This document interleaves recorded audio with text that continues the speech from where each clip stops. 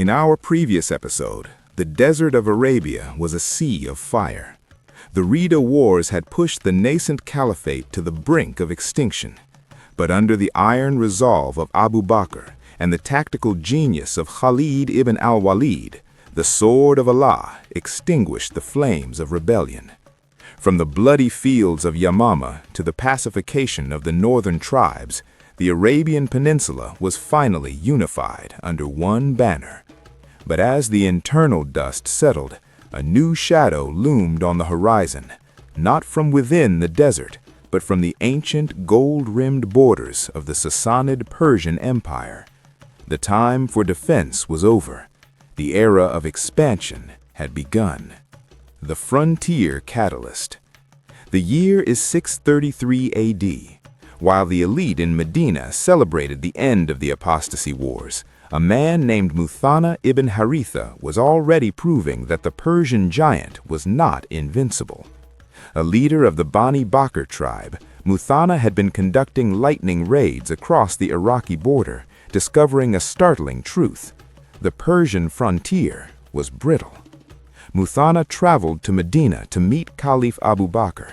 He didn't come to ask for peace. He came to ask for a commission. He argued that the Persians were distracted by internal succession crises and centuries of exhaustion from their wars with Rome. Abu Bakr, with the vision of a grand strategist, realized that to secure Arabia, he had to neutralize the superpowers on his flanks. He didn't just send reinforcements, he sent the man who had never lost a battle. Khalid ibn al Walid was ordered to take 10,000 men and march toward the port of Ubala, joining Muthanna's 8,000.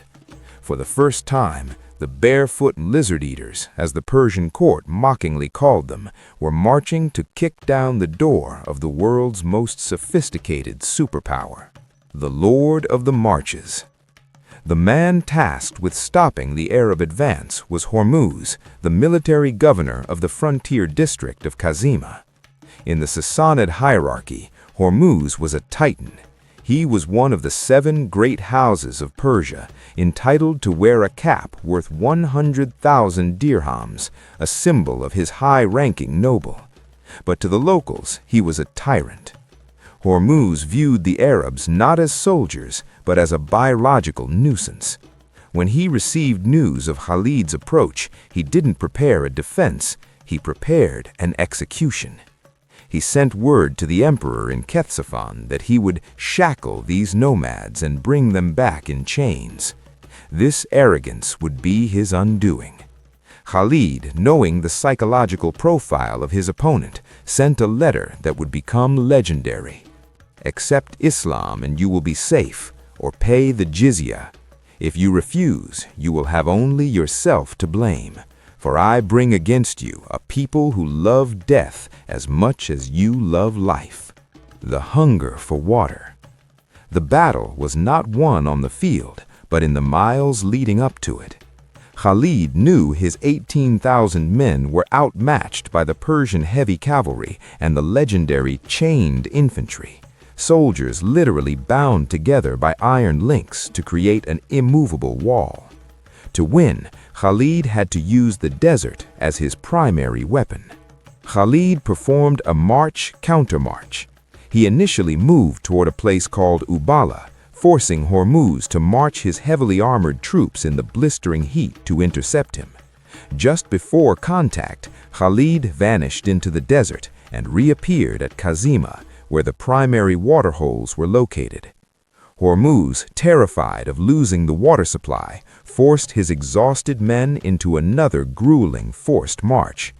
By the time the Persians arrived at the water holes of Kazima, they were dehydrated, their heavy armor felt like lead, and their spirits were flagging. Khalid sat waiting, his troops fresh and positioned between the Persians and the Warner.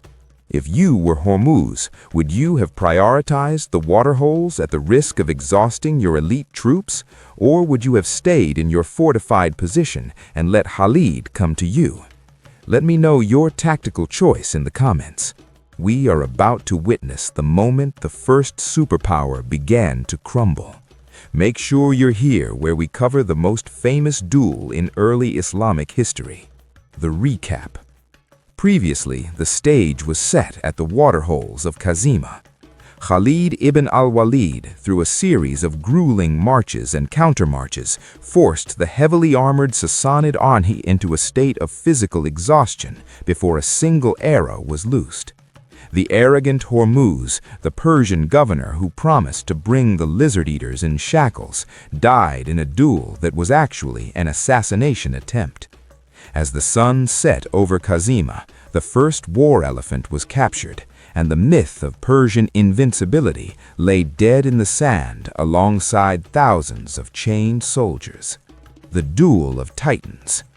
As the two armies drew within striking distance, the tradition of ancient warfare demanded a prelude of blood. Hormuz, encased in his 100,000 dirham jeweled armor, rode to the center of the dust-choked plain. He didn't just want Khalid's head, he wanted to end the invasion with a single stroke. He shouted a challenge, calling for the commander of the desert to meet him in single combat. But Hormuz was a man of cold calculation, not just pride.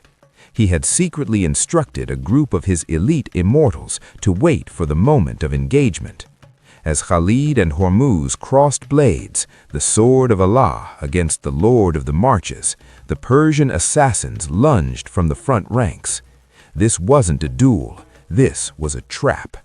Before the assassins could reach him, Khalid's speed proved supernatural. He gripped Hormuz, using the general's own heavy armor against him, and drove his blade home. Simultaneously, a young Muslim commander named Khalid ibn charged from the Rashidun line, intercepting the Persian assassins in a whirlwind of counter-violence. The head of the frontier district was dead, and the Persian command structure vanished in an instant. The massacre of the chains. With their leader dead, the Sassanid center should have broken. Instead, they stood their ground, held together by a literal iron bond. This was the origin of the battle's name, Zat al-Salasil. To prevent the men from fleeing the barbarian charge, Persian officers had chained their infantry together in groups of 5 to 10.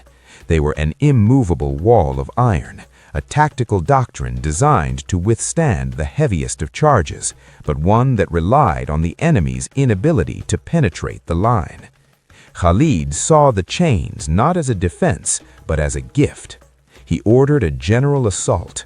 The Rashidun warriors, light and mobile, targeted the joints between the chained groups. When a single Persian soldier was struck down, his weight became an anchor for the living men beside him. As the Muslim vanguard pushed through, the iron wall turned into a chaotic trap of tripping men and tangled limbs. The very chains meant to ensure bravery ensured that there was no escape. The Persian retreat became a slaughterhouse. If one man tried to run, he was dragged down by the corpses of his brothers. The capture of the war elephant. As the Persian sun set over the carnage of Kazima, the spoils of war began to emerge from the dust. Among the mountains of high-quality armor and gold-hilted swords stood a sight the desert Arabs had rarely seen, a Persian war elephant. To the Persians, it was a symbol of divine right and imperial power. To the Muslims, it was the ultimate proof that the superpower was merely flesh and bone. Khalid ordered the elephant and the jeweled cap of Hormuz to be sent back to Medina. When the procession arrived in the capital of the caliphate, the city came to a standstill. People gathered to witness the physical evidence of their victory over an empire that had lasted 400 years. Abu Bakr looked at the spoils and the creature of war, realizing that the sword of Allah had not just defended a border, he had opened a doorway to a new world. The myth of Persian invincibility lay shackled in the sands of Kazima, and the path to the heart of Iraq was now wide open. The use of chains was meant to create an iron will, but it became an iron grave. In your opinion, was Hormuz's decision to chain his men a sign of extreme discipline or a desperate admission that he didn't trust his soldiers' courage? We are moving from the border into the heart of the superpower. The next battle will turn the water itself into a weapon. Make sure you're subscribed for episode 6, where we witness the river of blood and the end of the Persian elite.